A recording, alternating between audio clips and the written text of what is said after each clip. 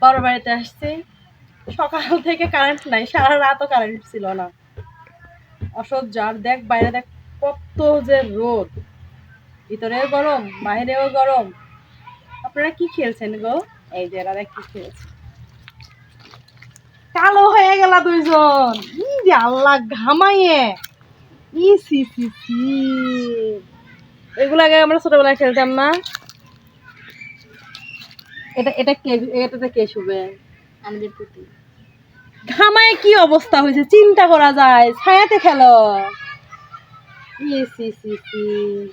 Guys, বিয়ে দিতে পারবো না এই দুটারে আমরা, স্কিন একদম ড্যামেজ বানা ফেলতিছে রোদের মধ্যে।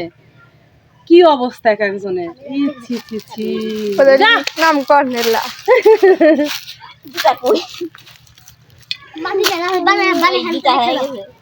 গাইস, এটা হচ্ছে আমাদের ছোটবেলাকার টাকা, যে টাকা দিয়ে আমরা কত কিছুই না কিনতাম, কত জিনিসপত্র কিনতাম।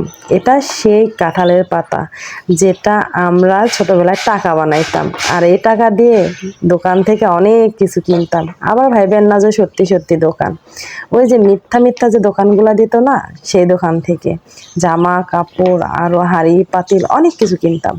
আর এই টাকা আবার সযত্নে সুন্দর করে রাবার দিয়ে বেঁধেও রাখতাম, একদম 70 টাকার মতো।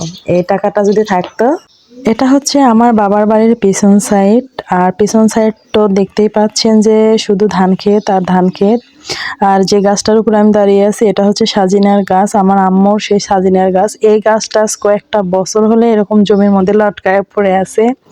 আমার বাচ্চা কাচ্চা অবশ্য এখানে বসে বসে খেলে। আর এই পাশটা এত ঠান্ডা বাতাস, মানে চারিদিকের বাতাসে এখানে এসে লাগে। আমি বাড়িতে গেলে অর্ধেকটা সময় আমার এই পাশেই চলে যায়।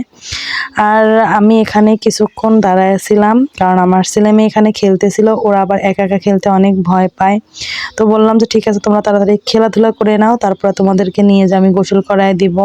আর আমি আমার ক্যামেরাম্যানকে বলতেছিলাম যে হোয়াট ইজ দিস। ক্যামেরাম্যান বলে যে দিস ইজ ছাগলের বেড়া। তো এটা নিয়ে খুবই হাসি হাসি করতেছিলাম আমরা।